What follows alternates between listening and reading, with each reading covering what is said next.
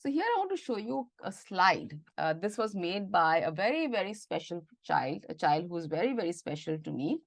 And these are the different thoughts that he wanted to, these drawings represent the different thoughts which are in our mind. So we, of course, for a child, you have the flower and the seesaw and the swing and other things. But for us, it could be different things, maybe to do with the office, maybe home, maybe bills, maybe a promotion, maybe a business venture, whatever it might be. So there are different thoughts going on in our mind all the time.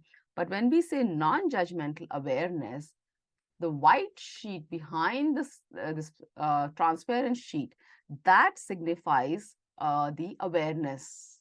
So just being aware of it. So when you are thinking a thought and then you are aware of the thought, there's thinking a thought in the mind and awareness of it. So this is a little bit different. There's separation between the two. Let me give you an example to understand this a little bit more. Supposing you're very angry and I ask you, how angry are you? And you say, every part of me is angry. And I say, 99% of you is angry and 1% is aware that you're angry. And that's how you know you're angry. That 1% awareness is what we are practicing in mindfulness. So it's not thinking a thought, but just being aware of the thought. In Sanskrit, which is this ancient language in India, all the texts thousands of years ago were written in Sanskrit, and even now you have speakers around the world of Sanskrit.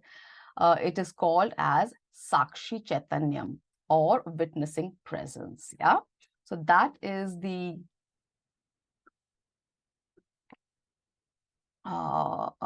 way we describe it in very, very short terms. It's something like a kind grandmother who observes and just lets you be. So there is a heartfulness component also to it, which we mindfulness practitioners have seen. Of course, you have loving kindness meditation, which typically targets that.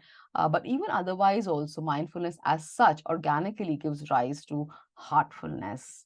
But it's like somebody just observes, and that's it. Just observing, to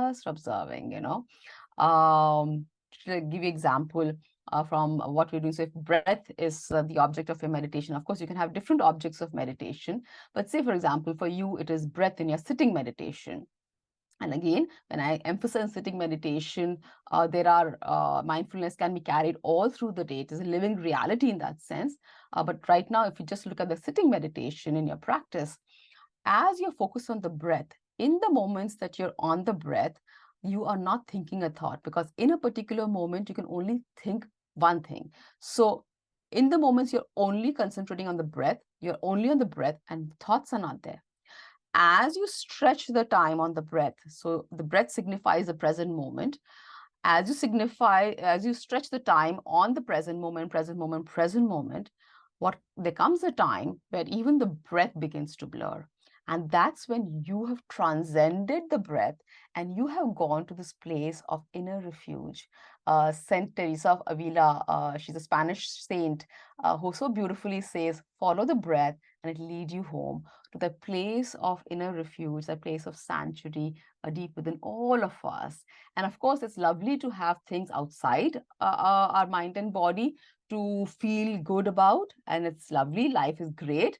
But then at the same time, if there is that inner refuge and you know how to reach that, can you imagine the amount of that feeling of feeling empowered that you would have, the kind of strength that you would be walking around the world with, that let the challenges come. And as they come, of course, but pain and suffering are two separate things.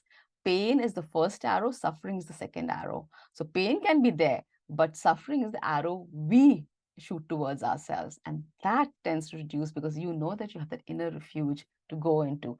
Now, this place, why is it called the inner refuge, that sanctuary? Because if you look at it, the thoughts are here.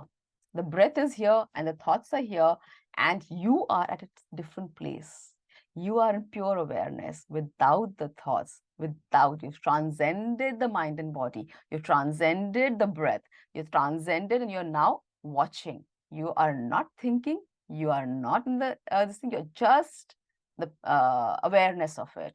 So you're not thinking the thought, but the awareness of it. That's a difference in it.